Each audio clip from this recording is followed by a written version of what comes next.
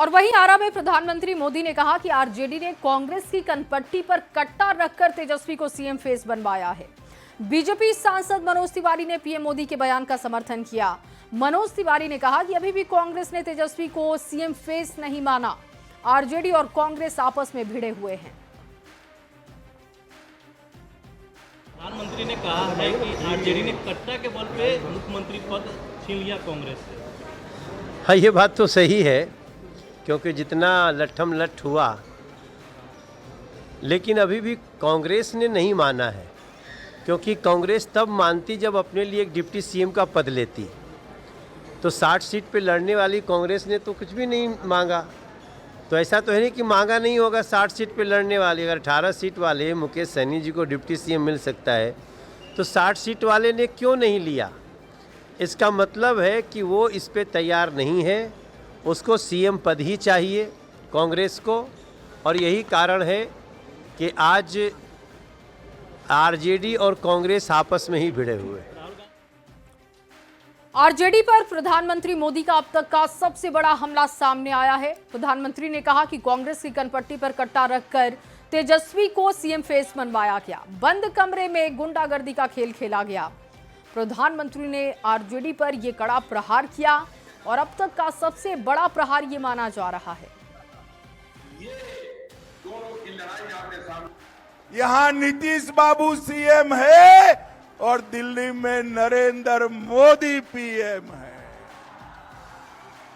आपकी इच्छा पूरी होने वाली नहीं है। हमारे दो नेताओं ने, नरेंद्र मोदी जी ने गरीब महिलाओं को धुएं वाले चूल्हे से मुक्ति दिलाई और नीतीश जी ने बिहार की गरीब महिलाओं को जंगल राज से आजादी दिलाई।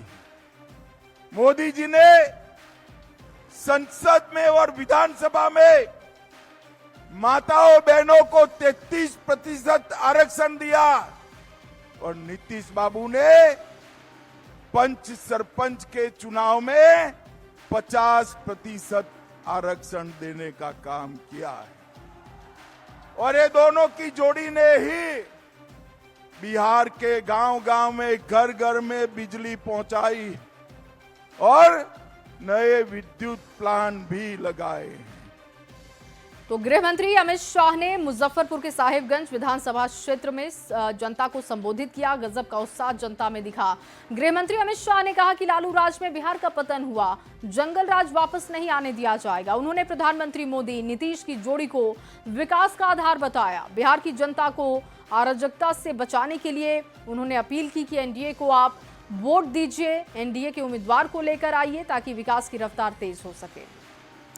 और बिहार के चुनावी रण में केंद्रीय गृह मंत्री अमित शाह ने वैशाली में एनडीए उम्मीदवार के पक्ष में जनसभा को संबोधित किया।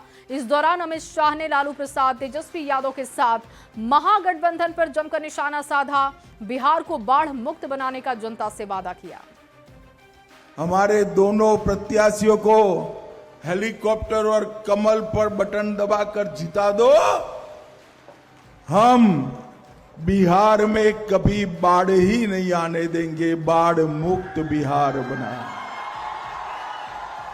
नरेंद्र मोदी जी ने देश के बजट के अंदर कोसी से लेकर गंगा तक, गंडक तक सभी नदियों के सिंचाई की व्यवस्था का प्लानिंग किया है, जिससे बाढ़ का पानी तबाही फैलाने की जगह किसान के खेत में पहुंचेगा, किसान के खेत में पहुंचेगा। और बाढ़ मुक्त बिहार का ये संकल्प आने वाले दिनों में महुआ का भी विकास करेगा।